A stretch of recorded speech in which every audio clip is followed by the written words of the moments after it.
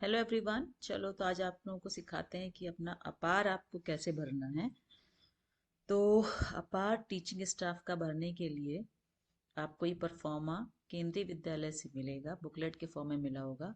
First page में आपको आपका नाम, एम्प्लॉय कोड, डेजिग्नेशन, ऑफिस जिसके स्कूल में आप प्रेजेंट में हैं उसका नाम लिखना है, और रिपोर्टिंग ईयर जो होगा वो होगा आपका 23-24। जो बीत चुका है उसी के लिए आपको लिखना है। यहाँ आपका रिपोर्टिंग ईयर आपको हर पेज पर लिख कर देना है, इसलिए ध्यान रखिएगा, इसको गलत मत भरना, आराम से इसको फिलअप कीजिए। फिर आपको यहाँ एनुअल परफॉर्मेंस रिपोर्ट जो आपको लिखनी है, यहाँ फिर आपको लिखना है आपको report of the teaching staff. यहाँ केंद्रीय विद्यालय, अपने केंद्रीय विद्यालय का नाम विथ आपकी प्लेस का नाम इसमें लिख करके, नीचे पर्सनल डाटा आपको फिलअप करना है, अपना नाम, डेट ऑफ बर्थ आपको इसी फॉर्मेट में लिखिए। इन वर्ड्स एम्प्लॉय कोड अगर आपको नहीं मिला है तो रहने दीजिएगा, मिल गया तो लिखिए। कैटेगरी जिसमें आपने अपनी सर्विस ज्वाइन की है वो आपको लिखनी है। इसके एजुकेशन क्वालिफिकेशन जो आपने अपनी सर्विस बुक में लिखी है वही लिखिएगा। अगर आप कहीं बाहर से कुछ कोर्स कर रहे हैं तो उसको लिखने की इसमें कोई ज़रूरत नहीं है, अनलेस और अनटिल जब तक कि आपकी सर्विस बुक में उसकी एंट्री नहीं हो जाती है। Then date of entry in the KVS, उस दिन का डेट लिखेंगे। डेट ऑफ कॉन्टिन्यूस अपॉइंटमेंट, ये आप जो न्यू ज्वाइनीज हैं उनका ये डेट और डेट यहाँ पर दोनों सेम रहेगी, लेकिन जो लोगों का प्रमोशन हुआ है एलडीसीई से वो अपना यहाँ डेट को ध्यान से लिखेंगे, और पोस्ट जिस पर आप वर्क कर रहे हैं वही लिखेंगे।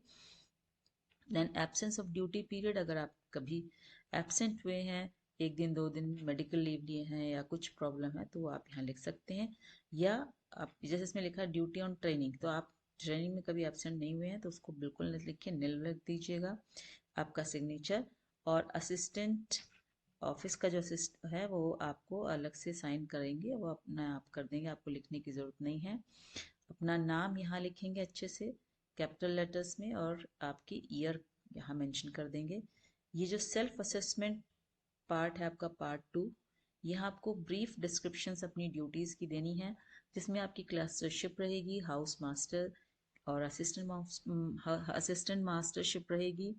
देन आप टाइम टेबल इंचार्ज हैं, गेम्स इंचार्ज हैं, न्यूज़ लेटर इंचार्ज हैं, या आप सीएमपी के इंचार्ज हैं, एग्जामिनेशन इंचार्ज हैं। वो सारी ड्यूटीज़ आप यहाँ फिलअप करेंगे, और लास्ट में आप वो ड्यूटीज़ भी फिलअप करेंगे जो स्कूल की तरफ से आपको दी जाती हैं, लाइक फॉर द स्पोर्ट्स है, आपको कहीं बाहर भेजा गया है किसी अदर ट्रेनिंग के लिए, तो ऐसी ड्यूटीज़ को भी आप यहाँ 1 2 3 नंबरिंग करके मेंशन कीजिए इन अ वेरी शॉर्ट फॉर्म, और एकदम नीट एंड क्लीन हैंडराइटिंग में लिखिए। बॉल पेन से मत लिखिएगा, हमेशा आप एक सॉफ्ट पेन से लिखिए जिससे आपकी हैंडराइटिंग क्लीन आए उसमें। जेल पेन यूज़ कीजिए। नंबर 2 में आपको ऊपर फिलअप करने की बजाय आप यहाँ जो टारगेट्स हैं, जैसे इसमें लिखा है ना annual exam action plan for your division और सेक्शन और स्कूल, तो आप अपनी क्लास के लिए आपका क्या प्लान रहेगा वो आप यहाँ लिखेंगे अपना टारगेट, कि आपके 100% बच्चे A+ में आए, आपके बच्चे वेल बिहेव्ड हों, आपके बच्चों को अगर हिंदी में है मात्राएं अच्छे से आती हैं यानी, और टारगेट्स जो TLOs हैं, लर्निंग आउटकम्स हैं एज पर द NCERT, वो आपके 100% आप अचीव करेंगे, वो आपका टारगेट रहेगा।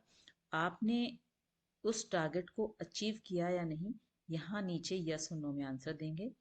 Then efforts made by you during the year in comparison to the efforts planned and milestones achieved, तो आपने जो ये टारगेट्स किए थे इनको अचीव करने के लिए जो भी अपने प्लानिंग की थी, जो स्ट्रैटेजी आपने बनाई थी उसको आप यहाँ शॉर्ट में डिस्क्राइब करेंगे, यहाँ से लेकर के थोड़ा छोटा से उसमें एकदम शॉर्ट में डिस्क्राइब करके आप उसको आगे एक्सप्लेन कर देंगे।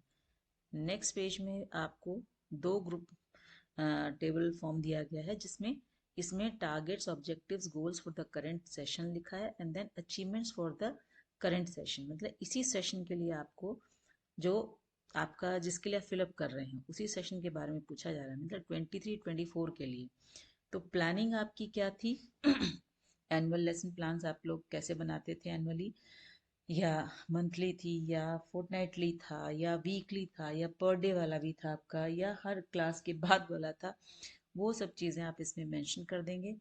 अचीवमेंट्स में आप उसी से रिलेटेड लिखें कि आपने आपने लेसन्स को जो प्लानिंग की थी वो एज पर जो आपका प्लानिंग था वो आपने फुलफिल की कि नहीं, मतलब यस और नो में आपका आंसर रहना चाहिए। देन टीएलपी यानी कि टीचिंग लर्निंग प्रोसेस, जो आप कर रहे थे उसमें आपकी इफेक्टिवनेस, प्लानिंग कैसी थी, आईसीटी का यूज कैसा था, वो आप यहाँ मेंशन कर देंगे। 3 फॉर्म में करेंगे, at school based examination, at board examination, at any other forum. तो तीनों के लेवल पर आप यहाँ 1 2 3 लिख करके लिख दीजिए। जो प्राइमरी के टीचर्स हैं उनको तो बोर्ड एग्जाम की जरूरत है नहीं, बाकी वो 1 और 3 पे लिख फोकस करके लिख सकते हैं कि आपने कौन सी टीएलपी यूज की, आपने आईसीटी यूज किया कि नहीं, आपकी प्लानिंग के लिए कैसा था, आप वर्कशीट्स बनाते थे या ऑनलाइन करते थे या ऑफलाइन करते थे, सब यहाँ मेंशन कर दीजिए। यहाँ आपको उससे अचीवमेंट्स, मतलब आपने जो आईसीटी किया उसका क्या बेनिफिट रहा, क्या उसका रिजल्ट आया, वो आप यहाँ शॉर्ट में लिखेंगे। और स्कूल बेस्ड एग्जामिनेशन वाले में आप लिख देंगे 100% रिजल्ट के लिए। देन नेक्स्ट जो यहाँ आपका फॉर्म है, ये students performance, achievements of the student at formative और समेटिव असेसमेंट, मतलब PT1 PT2 हाफ ईयरली, उसमें आपने आपका क्या प्लानिंग थी कि 100% आएगा, आपका अचीवमेंट क्या रहा कि वेदर 100% अचीव्ड और नॉट, या आपने 90% यहाँ पर अपना प्लानिंग किया था और बच्चों ने 95% लिया। दैट यू कैन डू अपना लिख कर रिजल्ट से, उसी से रिजल्ट एनालिसिस समझिए एक तरीके का आपका ये क्लास वाइज। और फिर है कंडक्ट ऑफ फॉर्मेटिव एफएज PT1, वो कैसे कैसे कि PT1 PT2 कितनी बार उन्होंने 2 times achieved, yes. Then half yearly done, yes as per the KVS rule. Annual exam done as per the KVS rule. Evaluation done as per the KVS rule within time. Any other things like diagnosis and remediation, अगर किसी बच्चे को जरूरत थी slow learners का, तो उसको यहाँ पर मेंशन करना है आपको, कितने स्लो लर्नर्स थे उसके लिए आपने क्या प्लानिंग की, वो भी आप यहाँ फिल लिखेंगे। Then reporting to the students, like PTM कितनी बार कंडक्ट कराएगी आपकी, प्रिंसिपल की मीटिंग कितनी बार होनी चाहिए थी, और सब्जेक्ट कमेटी, तो आपकी ये सब चीज़ें मुझे लगता है मंथली थी। और पीटीएम जो होता है हम लोग का आफ्टर एवरी एग्जाम होता है, तो उसको आप लिख देंगे yes conducted, subject committees conducted, principals meeting conducted as per the requirement monthly, and other than this आपका कभी कभी 2 2 मीटिंग्स 3 3 मीटिंग्स भी हो जाती हैं हम लोगों की, तो वो भी आप इसमें लिखेंगे। और उसमें क्वालिटी एंड इम्पैक्ट भी लिखेंगे कि क्या हम लोगों का उससे इम्प्रूवमेंट हुआ as a teaching process, as a teachers, as a school performance. Then cluster level, KVS level के जो भी प्रोग्राम्स होते हैं, लाइक स्पोर्ट्स मीट हो गई, रीजनल लेवल के प्रोग्राम्स हो गए, एक भारत श्रेष्ठ भारत हो गया, साइंस एग्जीबिशंस हो गई, बच्चों के स्काउट गाइड के क्लब एक्टिविटीज़ हैं, उन सबको आप यहाँ मेंशन करेंगे, उनकी अचीवमेंट्स, किसी बच्चों को कोई वहाँ पर प्राइज मिला हो, कहीं first second third prize positions आई हो, वो सब चीज़ें आप यहाँ इसमें अचीवमेंट्स में मेंशन करेंगे। देन इंटर और इंट्रा हाउस एक्टिविटीज़ कैसी थी, प्लान थी as per the CCA calendar आप लिखेंगे यहाँ छोटा सा। आपका क्या कंट्रीब्यूशन था as a house master, as a house mistress, और as a part as a help, उनमें और क्या थे, मेंबर्स थे आप, और आपके हाउस की क्या पोजीशन रही, कितने बच्चों को आपकी प्राइज मिला, फर्स्ट सेकंड थर्ड प्राइज आप यहाँ मेंशन कर सकते हैं। एनी स्पेशल अचीवमेंट मीन्स अगर आपके हाउस के बच्चे कहीं अदर देन दिस स्कूल जाकर कहीं और परफॉर्म किए हैं किसी और स्टेज पर, तो आप उसको भी यहाँ मेंशन करेंगे। Then committees and role and contribution, different committees school में बनाई जाती हैं, लाइक टाइम टेबल है, एग्जामिनेशन है, न्यूज लेटर कमेटी होती है, discipline committee, there are so many committees, clubs होते हैं, उन सब का मेंशन आप यहाँ करेंगे, किस किस में आपको रखा गया है, विच एट विच रोल, और आपने वहाँ क्या कॉन्ट्रीब्यूशन दिया, that you will explain here. यहाँ भी आप स्पेशल अचीवमेंट अपना दे सकते हैं अगर आपने कुछ वहाँ उस कमेटीज के थ्रू कहीं कुछ अच्छा काम किया हो, जैसे कि पेपर में आया हो, कुछ आपने कोई एग्जीबिशन लगाई हो, कुछ आपने कुछ और भी, आप जो भी वर्क करते हैं उसको आप यहाँ मेंशन कर सकते हैं।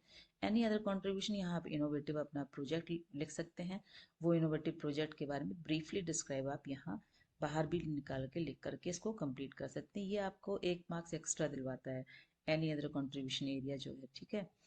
और नेक्स्ट पेज में आपको जो फोर्थ है, यहाँ आपको ब्रीफली आपको शॉर्ट फॉल्स लिखने होते हैं कि आपने जो प्लानिंग्स की थी पेज नंबर में, नेक्स्ट 2 नंबर में जो आपने लिखी हैं, वहाँ आपके जो गोल्स है आपने अचीव तो किए, बट उसमें आपको क्या शॉर्ट फॉल्स थे, क्या आपके कॉन्स्टेंट्स आए, क्या आपको problems I, that you describe here, okay. उसको बहुत ज़्यादा नहीं लिखना है, 3 4 लिख दीजिए, लाइक आपको रिसोर्सेज की कमी रही या आपको पेरेंट्स की तरफ से कम हेल्प मिली, वो चीज़ें आप यहाँ लिख सकते हैं। आप अपनी हेल्थ प्रॉब्लम का लिख कर मत लिखिएगा बिल्कुल भी, क्योंकि वो नेगेटिव चला जाता है।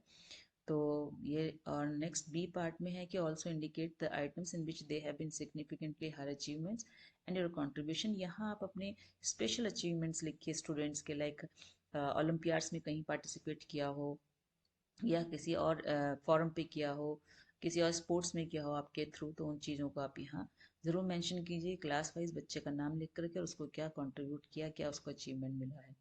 आपको मिला है तो आप भी लिख सकते हैं, लाइक आपने कोई पोएम लिखी हो, कोई स्टोरी राइटिंग की हो, कहीं किसी और फोरम ने आपको बुला करके कहीं प्राइज दिया हो, तो वो भी आप यहाँ मेंशन करेंगे। देन क्योंकि वो ये एक रिटन डेटा होता है आपके बारे में। ये जो है मूवेबल प्रॉपर्टी का परफॉर्मा आप सब भरते हैं। इसके बाद आपको बस प्लेस का नाम, डेट और अपना नेम, सिग्नेचर या फुल नेम जरूर लिखिए नीचे साइन के साथ साथ। कई लोग अपना नाम सिग्नेचर करके नाम लिखना भूल जाते हैं, तो वो ज़रूर लिख दीजिए। इसके बाद जितना भी पार्ट है वो आपका नहीं है, वो आपके ऑफिसर्स का है। तो यहाँ तक अगर आप भर लेते हैं, यहाँ आपको मैं तीन चार बातें बताऊं कि एक तो आपका पेन बहुत पतला, मतलब सॉफ्ट होना चाहिए, जिससे आप लिखें। जो आपके अचीवमेंट्स हों उसमें से एक या दो जो बहुत इंपॉर्टेंट अचीवमेंट्स हैं उनको आप हाईलाइट ज़रूर कीजिए, ताकि आपके ऑफिसर्स की निगाह उस पर पड़े, क्योंकि इतना ज़्यादा मैटर होता है, पढ़ नहीं पाते हैं वो। तो उसके बाद वो आपकी ग्रेडिंग करते हैं और इस तरीके से आपको एक अच्छे मार्क्स मिले। इसके लिए आप सबको गुड लक, और बहुत ही नीट एंड क्लीन भरिए, और इसमें कट पट नहीं लगना चाहिए।